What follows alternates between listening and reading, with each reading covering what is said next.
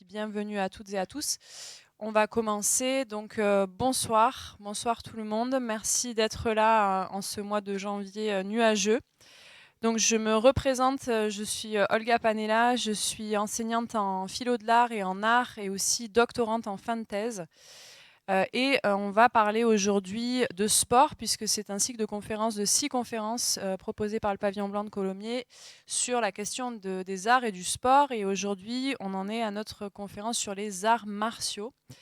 Donc comme j'étais malade la fois dernière, on n'a pas pu faire la conférence sur la danse, qui sera du coup rebalancée à la fin du cycle.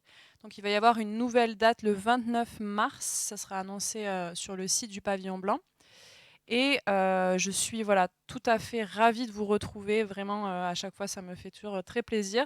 Et j'espère que vous allez apprécier un petit peu la réflexion que j'ai développée autour des arts martiaux, qui sont un sport un petit peu particulier. Et j'ai intitulé cette conférence « Le sport comme vecteur de démocratie », en y ajoutant un petit point d'interrogation, puisque vous allez voir que c'est une question qui pose problème. Et pour essayer de trouver des pistes de réponse, on va passer par nos cultures visuelles diverses et variées. Donc, comme vous avez l'habitude avec moi, avec des grands écarts entre les époques, les médiums artistiques, les styles. Enfin, voilà, on s'autorise beaucoup de liberté. Et comme d'habitude, à la fin de la conférence, on prendra un temps pour échanger, pour poser des questions éventuellement, etc. Donc, je vous invite à les noter si vous en avez. Et vous avez toujours beaucoup de choses à me raconter intéressantes pour enrichir mon propos. Donc à chaque fois, moi, je prends aussi des notes à la fin des conférences de ce que vous me dites. Donc j'ai hâte de voir un petit peu aussi qu'est-ce que ça va évoquer chez vous, comment ça va résonner.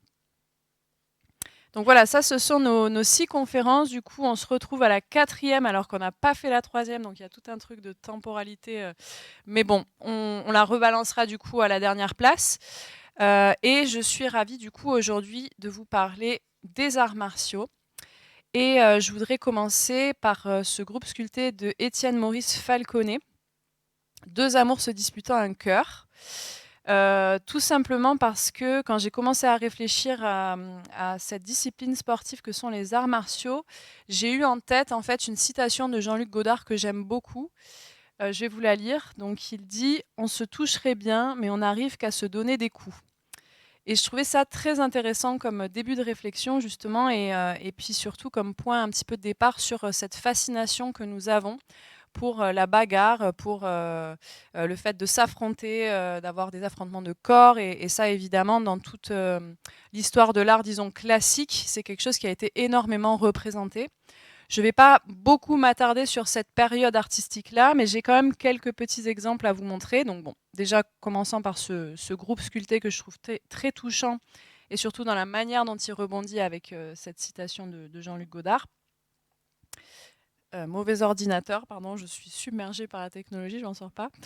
Voilà, ici une peinture de Bouguereau, donc Dante et Virgile, qui est une huile sur toile de 1850, que j'ai trouvée tout à fait passionnante et qui illustre bien aussi ce côté un petit peu fascination pour ce drame de la dispute, de la bagarre, disons vraiment corporelle. Donc c'est une scène qui est inspirée de la Divine Comédie de Dante qui représente donc un combat vraiment très très violent entre deux protagonistes. Et en lisant quelques articles écrits sur ce tableau, j'ai trouvé cette phrase « Tout dans ce tableau se rattache à un sentiment de terribilità ». Et je ne sais pas si vous connaissez ce terme, moi je l'ai déjà rencontré dans mes études d'histoire de l'art. Donc, je vous ai sorti une petite définition. C'est un terme italien utilisé au XVIe siècle par les contemporains de Michel-Ange pour définir le style grandiose et la force puissante qui se manifeste dans les œuvres de l'artiste, en particulier dans ses sculptures, avec une vigueur et un regard terrible, rempli de colère. Donc, c'est vraiment la définition du drama, de la passion de cette lutte des corps. Et je pense que c'est quelque chose qui va nous suivre un petit peu au fil de cette conférence, avec toute une histoire aussi de mouvement et de ces corps qui se tordent complètement, et un aspect vraiment aussi très sensuel de la violence. Un autre exemple, toujours chez Bouguereau, c'est ce combat des centaures et des lapites. Donc ça date toujours de la moitié du 19e siècle. Et d'ailleurs, c'est un peu un moment intéressant aussi dans l'histoire des arts martiaux, puisque c'est à ce moment-là que les arts martiaux vont commencer à vraiment se transformer en sport, on va dire, codifié, en tout cas en Occident. On va en parler aussi ça de la différence entre la culture occidentale des arts martiaux et le reste du monde. Donc voilà, encore une fois, on est sur une représentation typique du 19e siècle, c'est-à-dire cette antiquité rêvée, érotisée, avec beaucoup de drapés, des corps nus, des musculatures incroyables, et la représentation de scènes mythologiques qui, en fait, représentent la branche vraiment institutionnelle de la création artistique du 19e. Et à côté de ça, rien à voir. J'ai une petite incursion d'un diapo qui aurait dû être après, mais c'est pas grave, je vais improviser avec. En fait, j'ai mis ce diaporama-là, qui n'a rien à voir vraiment, qui est complètement différent, parce que quand j'ai commencé à réfléchir, vous savez que c'est moi qui ai réfléchi aux thématiques des 6 conférences. Le pavillon blanc a proposé la thématique art et sport, et moi j'ai réfléchi aux 6 conférences. En fait, pour ma thèse, donc je travaille sur les friches et les lieux alternatifs de l'art. J'avais déjà été amenée à rencontrer des lieux alternatifs où on pratiquait beaucoup d'arts martiaux. Et je m'étais vraiment demandé aussi comment ça se fait que dans ces lieux alternatifs, dans ces ateliers d'artistes, dans ces squats, dans ces friches, on pratique autant les arts martiaux. Quelle est cette fascination qui vient de ce monde très très militant pour les arts martiaux? Pourquoi est-ce que je la retrouve là? Et en même temps, en quoi ça vient faire lien avec cette culture qu'on a, qui est vraiment une culture institutionnelle de la lutte, de la guerre, des corps nus, etc. Comment est-ce que ça peut se retrouver, se relier? Et comment est-ce que ça se fait que ces deux facettes-là de cette même médaille des arts martiaux se retrouvent? Enfin, ça semble très éloigné d'un premier abord. Et en fait, je suis partie à Rome l'année dernière et je suis tombée sur le centre social occupé et autogéré de Forte Prenestino. Donc, c'est dans un quartier à l'est de Rome. Et en fait, qui justement est un endroit très intéressant qui existe depuis 86, donc qui est squatté, qui est occupé illégalement et qui fait énormément de cours de différents arts martiaux. Et en faisant quelques recherches sur ce lieu, j'ai trouvé ce petit extrait de texte que je vous ai mis là et que je vous ai traduit de l'italien au français. Donc les arts martiaux n'ont pas pour seul objectif l'autodéfense, ils servent plutôt à donner aux personnes des éléments nécessaires à la connaissance de leurs propres limites, qu'elles soient physiques ou mentales, et donc des éléments de connaissance de soi-même. Donc vous voyez un peu ce grand écart entre cette lutte ultra scénarisée, ultra dramatique, avec de la grande violence malgré les corps idéalisés, et aussi cette autre vision de connaissance de soi, de maîtrise de soi. Il y a vraiment deux conceptions qui semblent s'opposer. Et c'est ce qui me porte aussi à, toujours au 19e siècle, cet autre exemple de lutte, qui est cette peinture de Alexandre Falguière. Vous excuserez la qualité pixelisée. Je ne suis pas une très bonne personne de la technologie, je pense que vous l'avez compris depuis.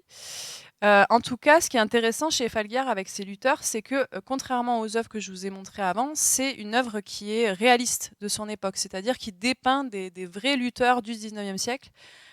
Donc comme je vous disais, c'est la moitié du 19e, c'est le moment où ce sport commence à vraiment se codifier et où on retrouve aussi ces premiers exemples de culture visuelle contemporaine de l'époque dans la lutte. Et Alexandre Falguière, qui à la base est plutôt un sculpteur, nous en donne ici un exemple en peinture. Et donc j'ai trouvé ces informations historiques. Après 1870, l'image du lutteur prend une autre signification. Son courage doit servir d'exemple pour éduquer l'ardeur belliqueuse des jeunes citoyens. Donc on commence à avoir aussi vraiment cette vision pédagogique et on va dire dans la maîtrise de la lutte et de comment est-ce qu'on peut utiliser aussi l'art martial plus globalement dans une vision éducative. Et ça, on va, tout en voyageant au travers des époques, voir d'où ça vient. Donc cette œuvre divise la critique, comme je vous l'ai dit, puisque c'est une peinture faite par un sculpteur, donc il y a des critiques qui sont assez acerbes envers lui. Et en même temps, les débats tournent autour de la question du réalisme, qui est en fait l'autre pendant esthétique du 19e. Donc il y a disons, l'art officiel qui va complètement idéaliser le néo-antique, les toges, les drapés, les décors en ruine grecques, etc. Et puis il y a le pendant plus réaliste, où on va vraiment montrer aussi les vraies conditions sociales de vie de l'époque. Et là, ça s'inscrit clairement là-dedans, ce qui a aussi créé un tollé à la réception de l'œuvre, puisque c'était pas cette esthétique-là qui était l'esthétique poignante, enfin, qui primait en tout cas jusqu'à la fin du 19e et jusqu'à l'arrivée des impressionnistes. Et donc, en revanche, les défenseurs du réalisme se montrent enthousiastes pour la modernité de ce sujet et pour l'absence d'idéalisation. Et vous allez voir que ça va nourrir tout un tas d'autres imaginaires, comme ceux du cinéma, sur lesquels on va aussi passer aujourd'hui. Donc, je me suis demandé, je pense comme toute personne qui adore l'étymologie, puisque vous savez que c'est mon grand dada, pourquoi est-ce qu'on disait arts martiaux ? Et j'ai trouvé un article d'un maître de conférence en STAPS. Donc, STAPS, ce sont donc les disciplines enseignées à l'université en sport, qui s'intitule La notion d'art dans les arts martiaux. Et j'en ai prélevé ce petit extrait que je trouvais intéressant, je vais vous le lire. Aussi, cette double orientation des arts martiaux permet d'en préciser le champ. D'un côté, les arts martiaux d'aujourd'hui restent attachés à la recherche de l'efficacité technicienne et poursuivent pour une part des objectifs instrumentaux, notamment dans le cadre de la compétition sportive réglementée. De l'autre, les questionnements relatifs au chemin à suivre pour développer et transformer la nature humaine sont l'expression des normes éducatives dont la particularité est d'exprimer une philosophie de l'action requérant un total engagement du pratiquant. Et c'est ce que Gérard Fouquet appelle la philosophie de l'action. Donc, je vous ai mis la petite page si ça vous intéresse. C'est en accès libre sur Internet, cet article. Et en faisant quelques recherches, j'ai trouvé qu'il y avait plus de 200 pratiques différentes d'arts martiaux, ce que j'ai trouvé quand même intéressant, qui peuvent se faire avec armes ou sans armes. Il y a tout un tas de possibilités. Et une grande diversité, en fait. Donc bon, je suis très intéressée par l'histoire des choses et j'ai voulu comprendre un petit peu d'où venaient les arts martiaux, disons, originels. Et j'ai trouvé tout un tas de légendes extrêmement intéressantes. Et je me suis aussi intéressée à l'étymologie des mots eux-mêmes. Donc d'abord un peu d'étymologie, commençons par là. Donc, cette expression d'arts martiaux, c'est un néologisme qui n'est créé qu'en 1933. Et à la base, ça concerne des techniques ancestrales japonaises et plus généralement asiatiques. Et en fait, dans la définition même du thème arts martiaux, on a déjà une occidentalisation de cette notion, puisqu'on met un peu tout dans le même panier, alors que ça réfère aussi à des cultures très différentes.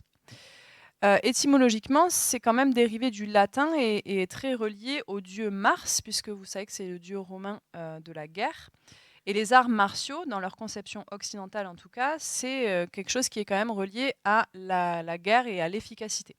Alors que, en étymologie chinoise, donc si on se réfère au sinogramme originel, traduisant martial, en fait, on est plutôt dans un sens qui dit « arrêter la lance » ou « celui qui maintient la paix ».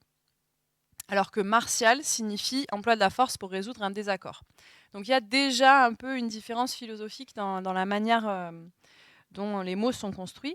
Et quand on se réfère aussi au mot art, tout simplement, qui nous intéresse ici beaucoup, en son sens premier, c'est l'ensemble de moyens de procéder conscients par lequel l'homme tend à une certaine fin, cherche à atteindre un certain résultat.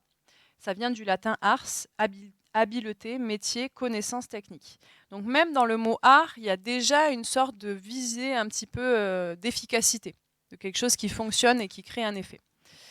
Donc il y a une recherche de la perfection, de l'harmonie des mouvements, devant combiner équilibre, précision, puissance et vitesse dans notre définition occidentale des arts martiaux et d'ailleurs dans notre définition de l'art dans son ensemble aussi, puisque souvent quand on dit qu'une œuvre d'art est belle, c'est qu'elle a été réalisée avec technique, harmonie, etc.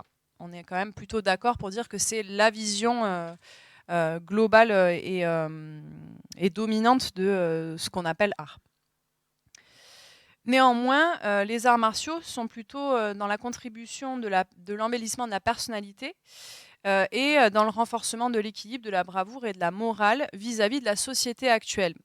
Enfin, en tout cas, de la société dans laquelle les arts martiaux s'inscrivent, mais ça, on va le voir tout au long du déroulé que je vous propose. On va comprendre de mieux en mieux. Donc, les arts martiaux originels, c'est, pour vous le dire plus simplement d'après les recherches que j'ai pu faire, renoncer au combat s'il est évitable. Je vais vous expliquer pourquoi. Donc, je vous parlais de ces légendes que j'ai trouvées un petit peu sur l'origine des arts martiaux.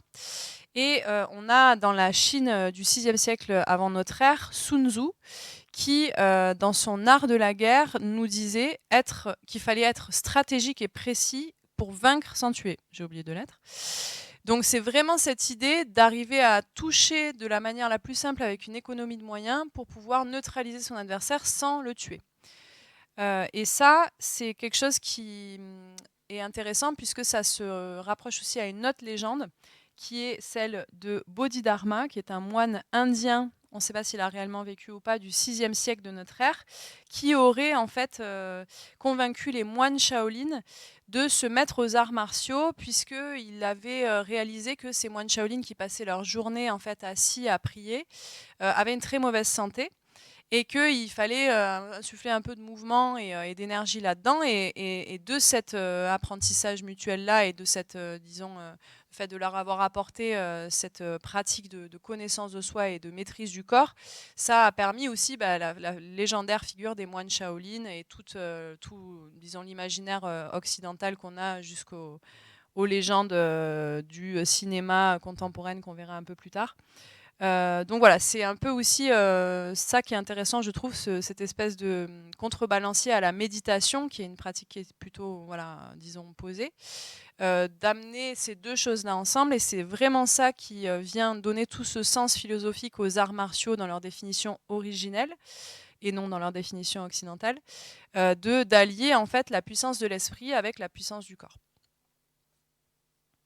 Donc, si on suit les définitions originelles des arts martiaux, en fait, il y a un lent phénomène d'osmose entre connaissances monastiques, pratiques prophylactiques, c'est-à-dire comprendre comment soigner le corps, et techniques guerrières influencées par le taoïsme et le bouddhisme zen.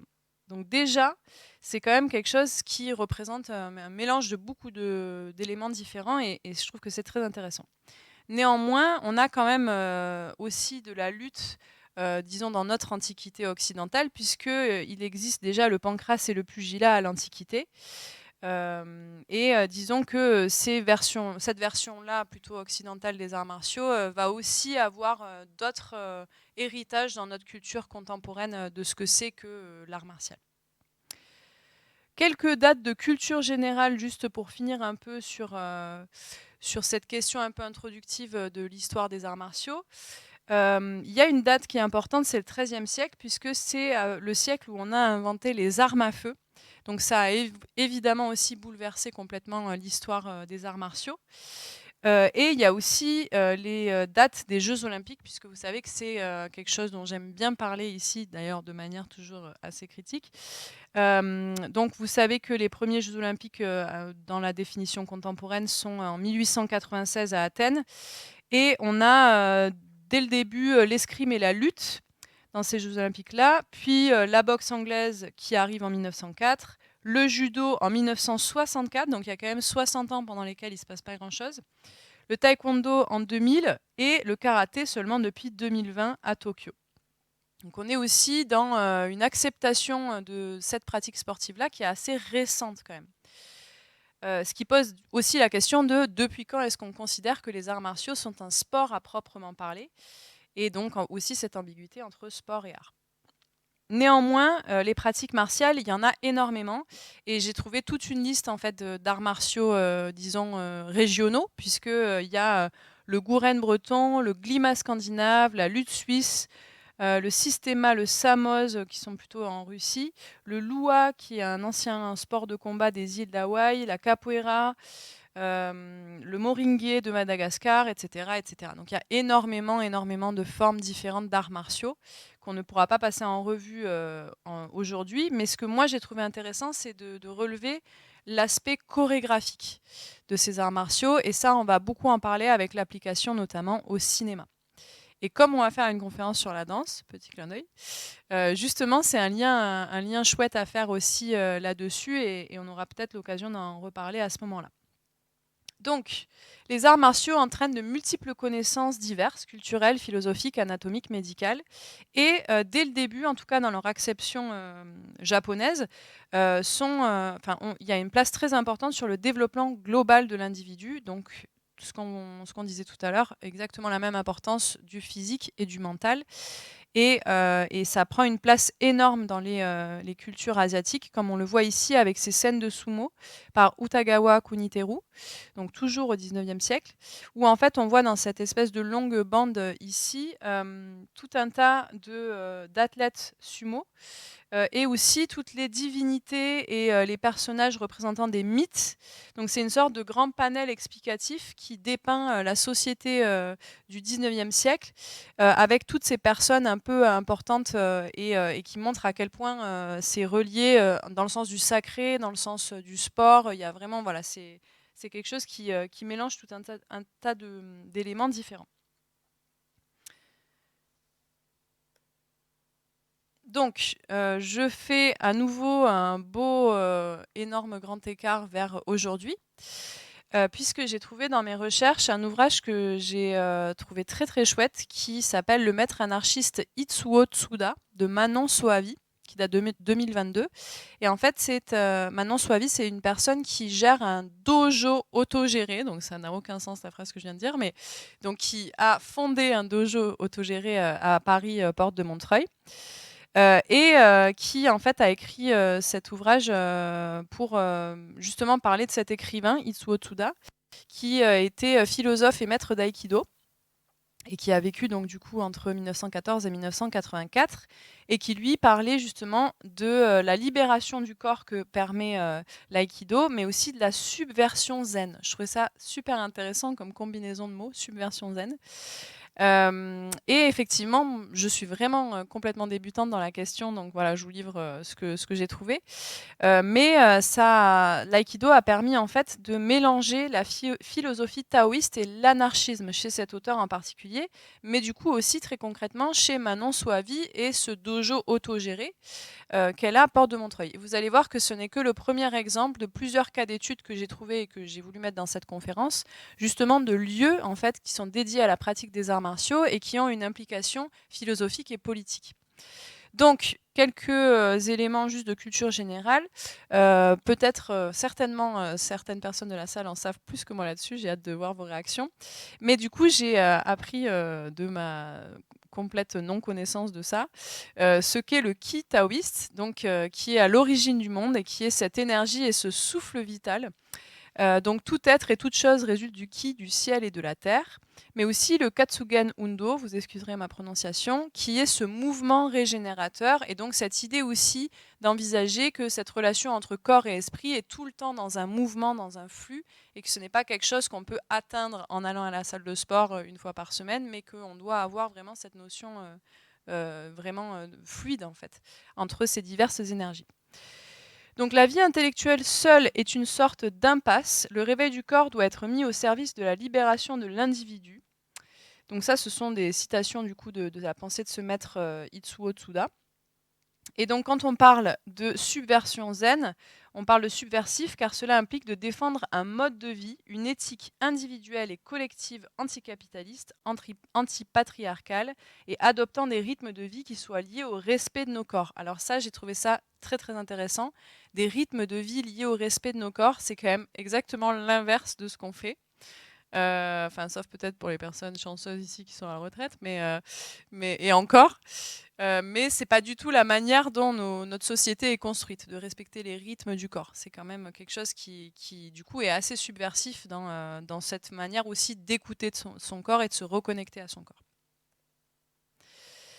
Autre moment un peu clé dans mes recherches pour cette conférence. Bon, alors vous savez que je suis toujours très enthousiaste des thématiques que je présente ici et à chaque fois, imaginez-vous derrière mon ordi en train de me dire « Mon Dieu, j'ai trouvé quelque chose de complètement fou, il faut absolument que j'en parle ». Donc j'ai regardé plein de vidéos Arte, puisque j'adore Arte. Et j'ai trouvé cette vidéo qui s'appelle « Quand des influenceurs montent sur le ring du MMA ». Alors on va faire un petit peu de vocabulaire, hein, parce que j'imagine que vous êtes aussi experte et expert que moi dans la question de la bagarre. Mais donc MMA, ce sont les Mixed Martial Arts, donc les arts martiaux mixtes. Et en fait, c'est une branche d'arts martiaux qui s'est développée au XXe siècle. On va revenir un peu sur son histoire qui est intéressante. Qui en fait inclut un mélange de plein de formes d'arts martiaux différents avec une extrême agressivité et violence. Et c'est un petit peu le tous les coups sont permis. Donc, je crois que j'avais noté quelques petites choses réjouissantes. Je crois que voilà, il y a une règle qui dit qu'on n'a juste pas le droit de s'arracher les yeux. Enfin, il y a quelque chose comme ça de voilà, très voilà. Et en fait, il existe donc l'UFC. Peut-être en avez-vous déjà entendu parler. Ce sont donc ces combats ultra médiatisés, très scénarisés, spectaculaires. Donc l'UFC, ça veut dire Ultimate Fighting Championship, qui est la plus grande organisation de MMA au monde et qui a été créée en 93. Et juste avant de revenir sur l'histoire de cette organisation qui est complètement folle, là c'est vraiment les petits détails croustillants d'Olga, donc j'espère que vous allez apprécier. Juste vous parler de cette vidéo, donc les influenceurs, ce sont ces personnalités des réseaux sociaux qui arrivent à monétiser leur contenu et donc à avoir un maximum de personnes qui les regardent, etc. Et en regardant cette vidéo, en fait, c'est très flagrant puisque on a des athlètes sportifs professionnels d'arts martiaux qui racontent leur vie, comment est-ce qu'ils et elles vivent et gagnent de l'argent ou ne gagnent pas d'argent d'ailleurs parce que c'est très compliqué d'arriver à en vivre. Et puis, il y a ces influenceurs qui arrivent avec 2 millions d'abonnés, qui font un combat entre deux influenceurs qui ont absolument ou quasiment aucune connaissance sportive dans la matière et qui arrivent à gagner, je ne sais pas combien de centaines de milliers de dollars sur ces 2 minutes de vidéo. Donc, il y a vraiment aussi un peu ce côté dédication, philosophie, engagement moral, etc. Et puis après, les influenceurs qui arrivent et qui n'ont pas du tout cette culture-là et qui, par contre, pour le coup, arrivent à en faire une source de revenus énorme, quoi. Je pose ça là, on reviendra dessus après. Justement, puisque je voudrais vous parler un petit peu de l'histoire de ces arts martiaux mixtes, MMA, et de l'UFC. Et j'ai trouvé des informations vraiment intéressantes. Donc, au XXe siècle se développe donc la codification des arts martiaux en tant que sport par le biais des JO, mais aussi à côté des JO. Et il se passe énormément de choses, notamment en lien avec l'URSS, puisque les forces d'élite de l'armée rouge vont développer le sambo, qui est une technique de combat à main nue, créée donc dans les années 1920 par le Commissariat du peuple aux affaires intérieures, qui n'est autre que le ministère chargé de la police, des camps de travail et des prisons. Et en fait, cette forme d'art martial particulière et assez très violente va aussi entraîner le développement de ce qu'on appelle le Krav Maga israélien, qui est l'un des systèmes de combat les plus récents, qui a été vraiment inventé au XXe, et qui lui intègre des techniques qui sont à la fois issues de l'aïkido, de la boxe, de la lutte, du judo, du karaté, mais qui s'en distingue d'un point de vue philosophique puisqu'il encourage une agressivité poussée à l'extrême, visée au cou, à la gorge, aux organes génitaux, au foie, et utiliser comme arme tout objet contendant à portée de main, tout simplement. Sauf que, quand on regarde un peu l'histoire de ce Krav Maga israélien, et là commence la longue série d'ambiguïtés très complexes de ce sujet, on voit qu'en fait, c'est Imi Lichtenfeld, qui est un leader d'un groupe de boxeurs et de lutteurs juifs qui défendaient leur quartier contre les nazis dans les années 30, qui a inventé la première forme de cet art martial-là. Et donc, cet art martial s'est retrouvé de ces ghettos juifs à finalement être transféré en Israël et utilisé du coup aujourd'hui aussi encore par l'armée israélienne dans le conflit israélo-palestinien. Donc c'est quand même assez particulier de se dire que ça vient d'un besoin de défendre son quartier contre les nazis et puis finalement aujourd'hui c'est devenu quelque chose d'extrêmement violent pour opprimer d'autres personnes, mais c'est vraiment un peu ces différentes nuances et ambiguïtés-là qui sont au cœur de pourquoi les arts martiaux sont aussi intéressants dans la manière dont ils parlent de notre société et pourquoi c'est aussi compliqué de se faire un avis là-dessus. Je continue en changeant de région du monde. Le Brésil est un endroit assez important et malheureusement pas pour les raisons pour lesquelles on pourrait le penser, c'est-à-dire la capoeira, de laquelle on va finalement assez peu parler. Au Brésil, on va rajouter, dans la culture des arts martiaux, ce qu'on appelle la malicia ou la malandragem. Désolée pour l'accent, j'ai fait un peu de portugais à la fac, mais alors, c'est pas trop resté. C'est ce qu'on appelle la malice ou la ruse et en fait, va se développer une, vision, très particulière des arts martiaux, notamment du jiu-jitsu et il y a une famille qui est, importante à connaître, c'est la famille Gracie qui est donc une famille du Brésil qui s'est transférée à Los Angeles à la fin des années 70. Et en fait, l'histoire de cette famille est extrêmement intéressante, notamment parce que c'est eux qui ont amené en fait les arts martiaux à Hollywood. Mais pas que. Ça aurait été trop beau. Donc bon, comment ça se passe? En 1987, une de ces personnes de la famille Gracie est recrutée sur le tournage du film L'arme fatale pour apprendre à Mel Gibson à utiliser des techniques chorégraphiées d'arts martiaux pour ce film. Et c'est un petit peu le début, en tout cas en Occident, puisque en Asie c'était déjà monnaie courante ce genre de film. Quelques années plus tard, donc en 93 comme je vous ai dit, cette famille Gracie fonde l'UFC, où seuls les morsures et arrachages d'yeux sont interdits, ça on l'a déjà dit, et qui est aujourd'hui en fait une des organisations sportives les plus puissantes de l'histoire, donc c'est quand même pas rien. Qu'est-ce qui se passe en 2001? Notre cher Donald Trump va accueillir un championnat de cette UFC dans son casino d'Atlantic City qui s'appelle le Taj Mahal. Et en fait, il faut savoir que comme ce sport-là a été considéré comme extrêmement violent, personne ne voulait accueillir ces événements. Enfin, c'était quelque chose qui était assez compliqué dans la société américaine. Et grâce à Trump, du coup, le sport a eu une couverture médiatique énorme. Et donc, ben, évidemment, la politique entraînant tout le reste, l'UFC contribue à la hauteur de 1 million de dollars à la campagne de réélection de Trump. Trump peut utiliser l'énorme audimat de ses combats pour faire passer son message politique. Mais ce n'est pas tout, puisqu'en 2018, le président brésilien d'extrême droite, on ne va pas cacher nos mots, hein, Bolsonaro, a reçu une ceinture noire honorifique de Gracie Jiu-Jitsu, comme quoi c'est pas forcément nécessaire de beaucoup s'entraîner. Et en retour, il a évidemment, c'est logique, nommé une personne de la famille Gracie à la tête du ministère du Tourisme, puisque ça complètement, voilà. Cette famille-là dont on parle depuis tout à l'heure, donc la famille Gracie, a aussi des liens étroits avec Ramzan Kadyrov, chef de la République tchétchène, qu'on sait être une personne très fréquentable, qui a l'habitude voilà, de faire des purges anti-gays ou ouvertement homophobes, misogynes, xénophobes, tout ça. Et donc, il y a vraiment un lien très très fort qui se met en place entre cette vision-là des arts martiaux et l'extrême droite. Et ça vient aussi un petit peu contaminer le cinéma, puisque on a, disons, une première génération d'acteurs hollywoodiens qui vont être Bruce Lee, Jackie Chan ou Jet Li, qui viennent pas du tout de là. Mais on va avoir une autre génération avec tout un tas d'acteurs qui vont être formés justement par cette école de jiu-jitsu de la famille Gracie. Et ça va créer en fait tout un tas de polémiques, comme par exemple les acteurs Ben Affleck, Sylvester Stallone ou Mark Wahlberg qui vont investir dans l'UFC. En échange, les athlètes de l'UFC vont avoir des carrières hollywoodiennes et il va y avoir des énormes gros budgets qui vont s'échanger entre ces deux-là. Donc voilà, Hollywood est aussi un petit peu, disons, pas de blanche par rapport à cette question-là, en tout cas à ce que ça veut dire en termes de financement politique derrière. Et il y a une dernière information là-dessus.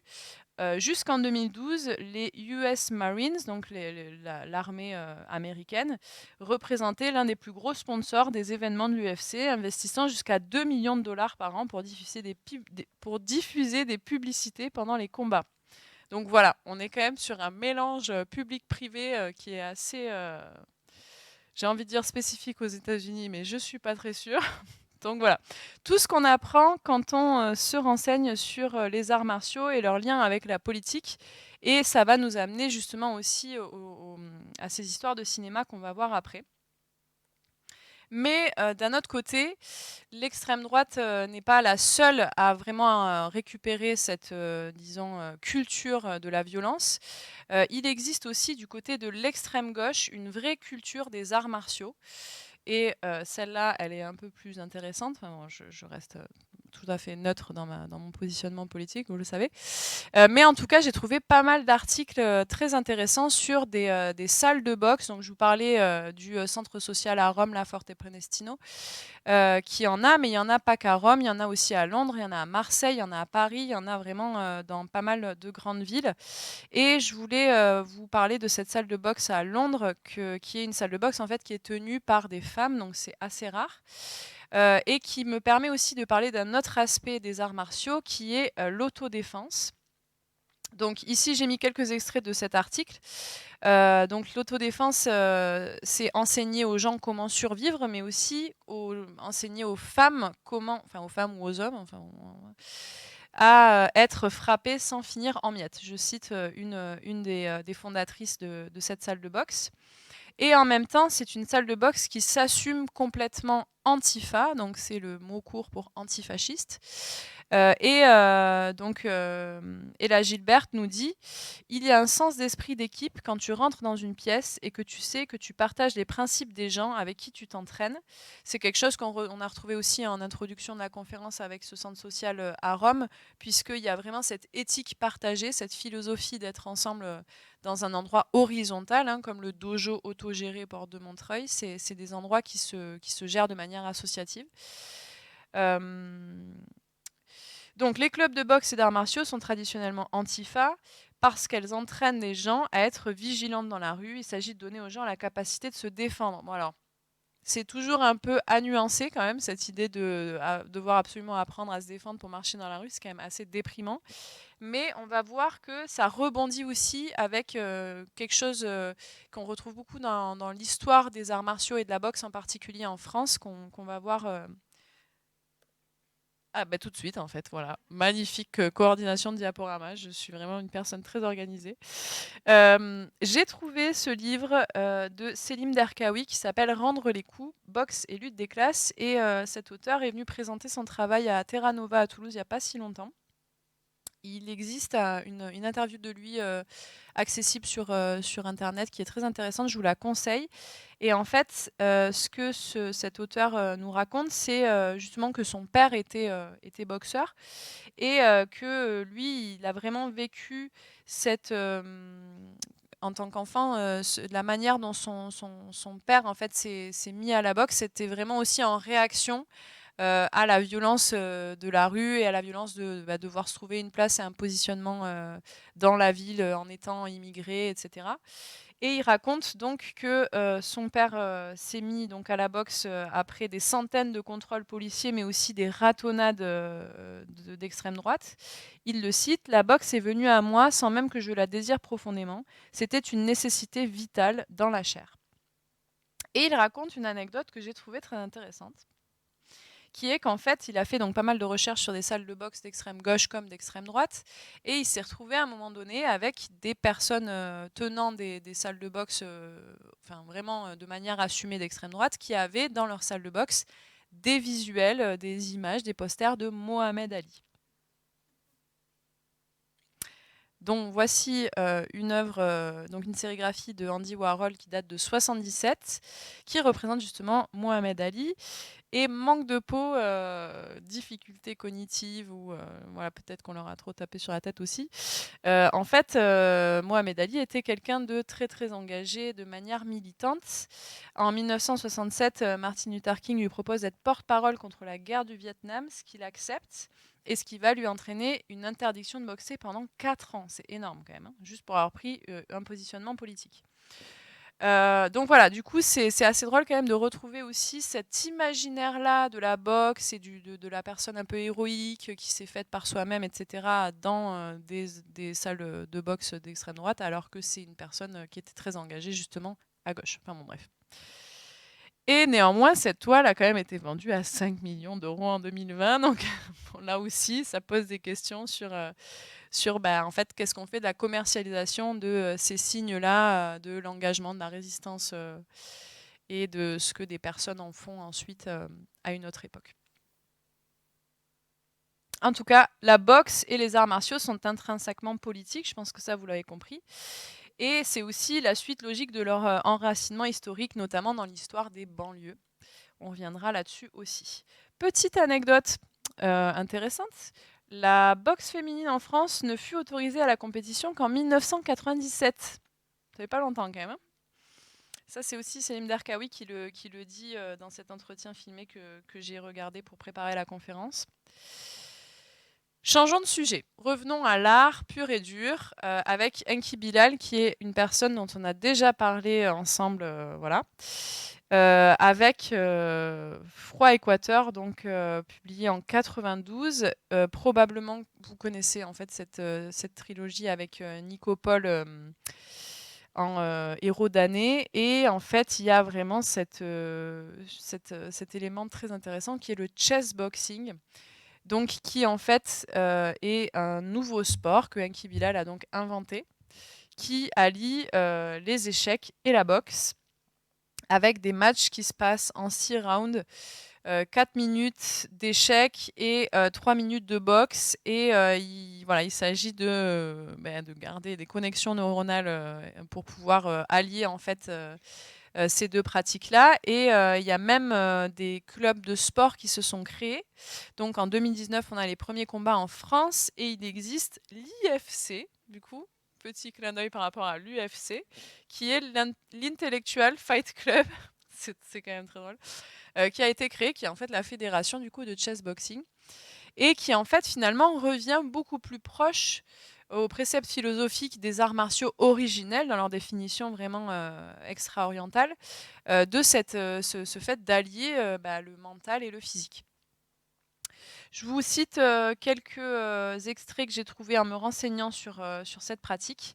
Donc Enki Bilal nous raconte « À un moment donné, je voulais que mes personnages se confrontent de manière spectaculaire, sportive, à l'image de tout ce qu'a toujours été le sport. Je vais essayer de trouver un sport qui sera la substantifique moelle presque de l'excellence de l'être humain, à savoir son intelligence suprême et sa force. » Bon, après, quand on regarde la planche que j'ai mis au-dessus, disons qu'on voit plutôt des légumes à la sauce tomate que bref. Ce qui m'arrive tout de suite, c'est les échecs. Et la boxe s'impose aussi comme noblesse derrière la violence. Il y a toute une philosophie du mouvement de l'espace. C'est extrêmement intéressant. Donc effectivement, 10 ans après la BD, un artiste néerlandais qui s'appelle, je vais certainement mal le prononcer, Jep Rubing, transpose cet élément narratif d'anticipation dans la réalité. Il organise donc le premier combat, dont il est l'un des deux protagonistes, et crée cette fédération. Je vous donne juste 2 citations que j'ai trouvées très intéressantes. Une première de Thomas Cazeneuve, qui est champion du monde de chess boxing. C'est le sport le plus complet, on travaille le corps et l'esprit, ça casse les stéréotypes, comme celui du combattant qui est une brute et celui du joueur d'échecs qui est un geek, pas du tout sportif, premier de la classe et qui va finir informaticien. Et ensuite, une autre citation de Guillaume Salançon, qui est président de la Fédération de chess boxing en France. Ça relève d'une performance artistique, c'est complètement mystique, puissant, émouvant, ce qu'on n'a pas forcément dans le sport. C'est quand même intéressant de relier ça à la performance artistique. Voilà, je continue maintenant avec le cinéma, dans lequel j'ai trouvé moult exemples vraiment plus croustillants les uns que les autres. Quand j'ai parlé un peu autour de moi de la préparation de cette conférence, tellement de personnes d'âges différents m'ont donné des références de films à voir absolument avec des arts martiaux dedans. D'ailleurs, je les en remercie. Vraiment, la liste est infinie. Que ce soit des films très récents, des films plus anciens, il y en a vraiment énormément. Mais je voulais quand même vous parler rapidement de la trilogie Matrix réalisée par les sœurs Wachowski, qui en fait fait vraiment cet hommage au cinéma hongkongais, et notamment à Bruce Lee et Jackie Chan. Mais c'est pas de eux que je veux parler aujourd'hui parce qu'ils sont très connus. Donc ce sont vraiment ces sportifs qui sont passés du côté du cinéma et qui représentent une génération très spécifique d'un certain cinéma hongkongais, qui a été ensuite repris très fortement à Hollywood. Moi, je voudrais vous parler d'un film un peu moins connu, un peu moins connu, ça dépend, mais qui est Fight Club de David Fincher, qui date de 99. Et juste en faisant ces recherches, j'ai du coup trouvé en fait qu'il existe un métier qui s'appelle chef cascadeur et chorégraphe combat. Donc je savais pas ça, je savais pas grand chose de toute façon en commençant cette conférence. Donc, ce duo de chefs cascadeurs qui, en fait, finalement, ont préparé tout un tas d'acteurs et d'actrices à Hollywood pour ces chorégraphies dansées, hein, puisque ces combats sont des chorégraphies dansées, en fait. Et voilà, j'ai lu pas mal d'articles aussi sur ce film parce que je me suis dit, j'ai un souvenir de ce film qui est très poignant et en même temps, il y avait quand même un truc qui allait pas et j'arrivais pas à remettre les mots dessus. Du coup, j'ai lu quelques petits articles et je vous en ai fait une petite sélection. Donc au début du film, il y a une sorte de warning, un grand panneau orange qui est affiché quelques secondes à l'écran et j'ai pris quelques extraits de ce warning. Donc je vous le lis en anglais, après je vous le traduis. Quit your job, start a fight, prove you're alive. If you don't claim your humanity, you will become a statistic. Super accent. Donc, quittez votre emploi, commencez une bagarre, prouvez que vous êtes en vie. Si vous ne clamez pas votre humanité, vous allez devenir une statistique. Donc, ça pose déjà aussi un contenu du film qui est assez engagé. Mais j'ai trouvé aussi un article dont je vais vous lire cet extrait que j'ai mis là. Donc, les guerriers d'arts martiaux luttent en quelque sorte pour la paix, ce qui inclut également une certaine notion de solidarité. Puisqu'en fait, le film, pour les personnes qui ne l'auraient pas vu, parle d'un fight club, en fait, d'un club de bagarre qui se crée et qui va beaucoup changer la vie des personnes qui vont l'intégrer. Donc Tyler, qui est l'héros de l'histoire, vise un peu le même but ici, celui de créer des relations entre chaque membre du Fight Club pour qu'ensemble, ils forment un groupe unifié, luttant contre la société de consommation. Le combat des Fight Club permet aussi à ses membres de s'exprimer, se lâcher, se libérer, dire non à la consommation, c'est une voie vers l'anarchie.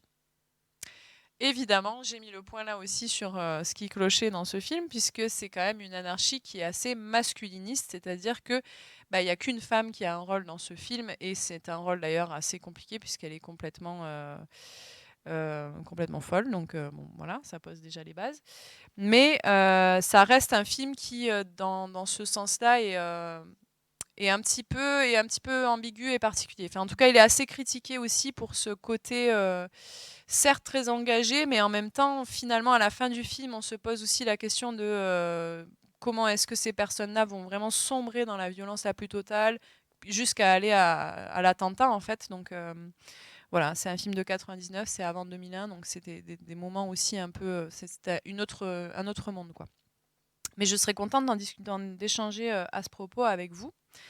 En tout cas, si vous n'avez pas vu ce film, je vous invite quand même à le voir et puis on pourra en rediscuter après et voir aussi comment est-ce que ce film a vieilli, plus ou moins mal d'ailleurs. Et je voulais pas parler ni de Jackie Chan, ni de Jet Li, ni de voilà, Bruce Lee, tout ça, toutes les personnes un peu stars qu'on connaît très bien. Je voulais au contraire plutôt parler de Sonny Chiba, qui a une histoire intéressante puisque c'était avant tout un sportif de haut niveau et qu'à l'âge de 21 ans, il a été casté par Kinji Fukasaku pour commencer à jouer dans des films. Donc voilà, c'est notamment... il y a en fait, il y a un fil rouge un peu intéressant. C'est-à-dire qu'il a été casté pour ce film de Kinji Fukasaku, qui en fait est le réalisateur de Battle Royale, un film qui est sorti en 2000, qui est le film préféré de Tarantino.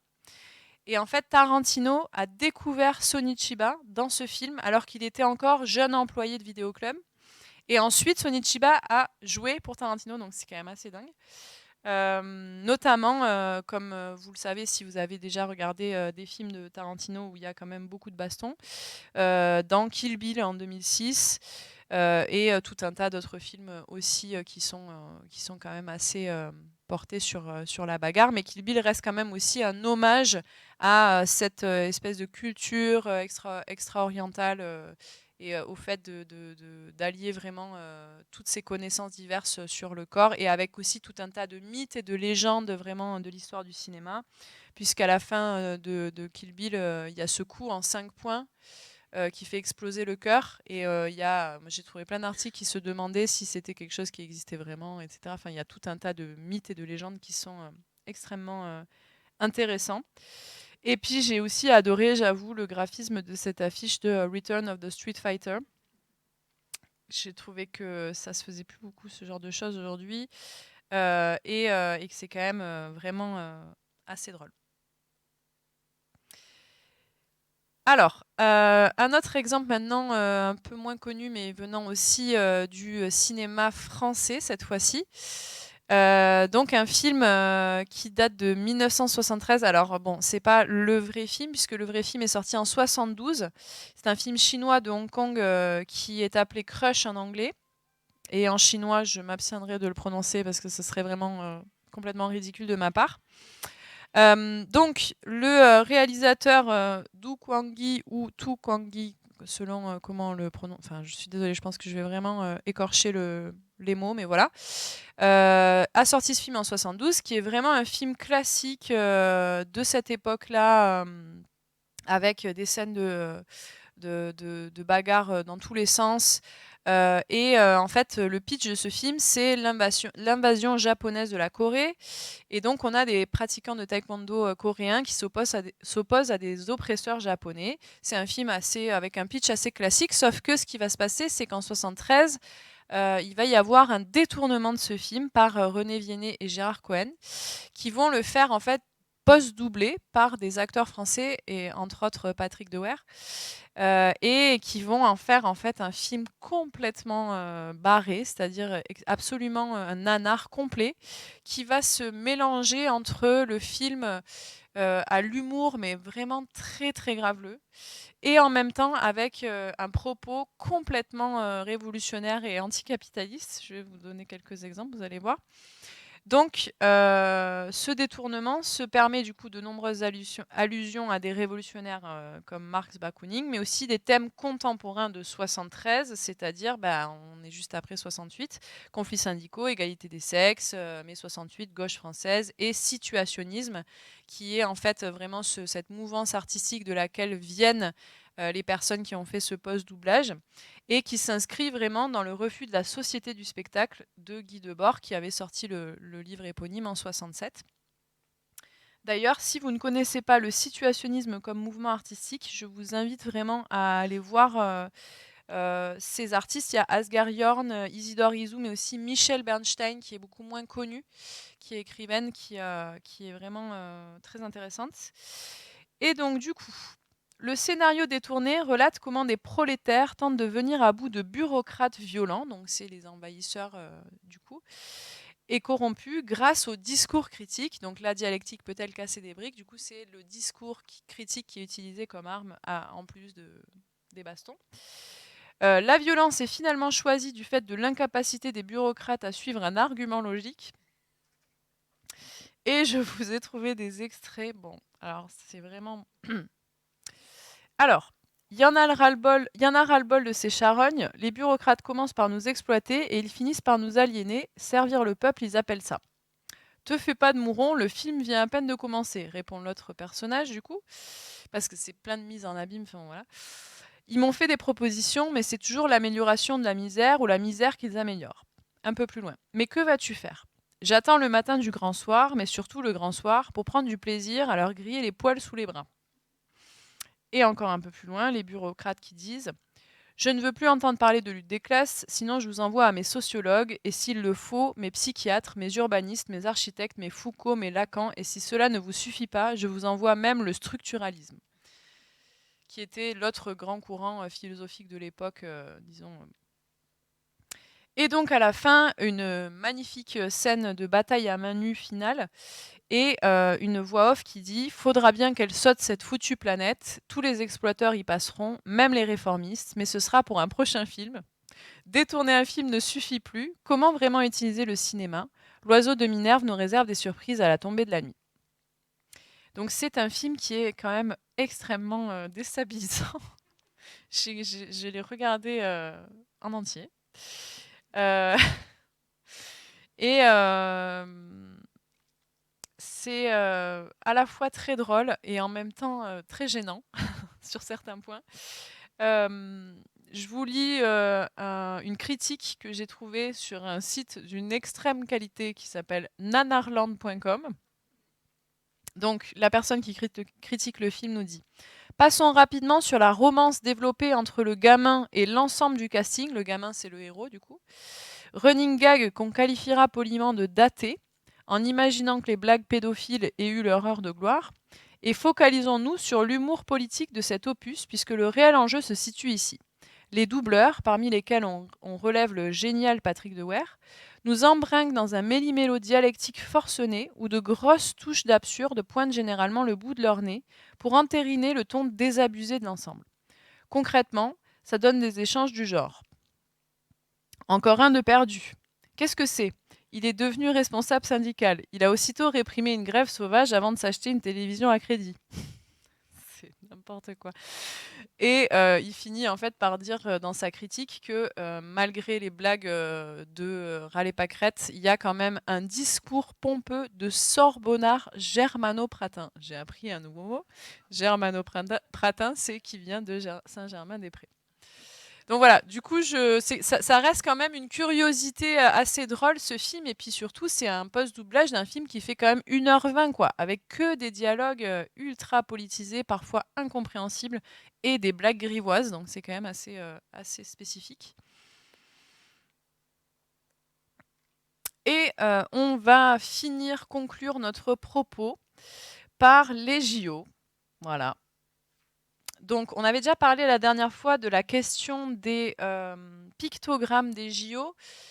Pour les personnes qui étaient là, vous vous souvenez qu'on avait relevé un peu la problématique graphique de ces pictogrammes, puisque c'est la première fois dans l'histoire des JO contemporains que les pictogrammes deviennent moins lisibles, c'est-à-dire qu'ils n'ont pas cette valeur à être compris universellement par des gens qui ne parlent pas les mêmes langues, mais au contraire, il y a vraiment un parti pris, disons, d'abstraction un peu intellectuelle de la part du comité olympique et l'envie de faire plutôt des blasons que des pictogrammes. Et donc là, je vous ai mis ceux qui concernent les arts martiaux.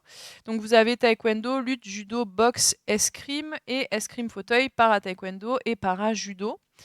Et effectivement, c'est vrai que pour les non-initiés, ça peut être un petit peu perturbant, notamment le taekwondo, je pense, mais surtout l'escrime fauteuil, c'est un peu... Enfin, bon, bref. Voilà, donc il y a un peu cette question-là, mais c'est pas vraiment de ça dont je voulais vous parler.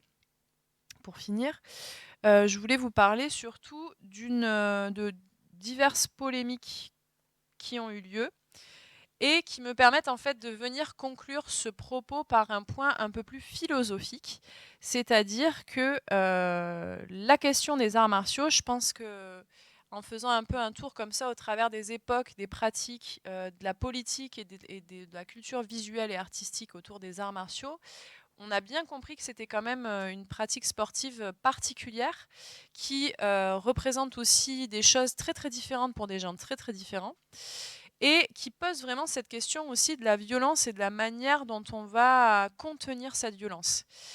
Et si la famille Gracie, fondatrice de l'UFC, a été accusée de nombreux procès contre justement des actions de vengeance dans des bars où ils ont complètement tabassé des personnes juste parce qu'elles étaient transvesties ou des choses comme ça, la question de la canalisation de la violence, elle se retrouve aussi vraiment philosophiquement depuis les débuts originels au Japon et en Extrême-Orient, dans cette idée de justement vaincre sans tuer.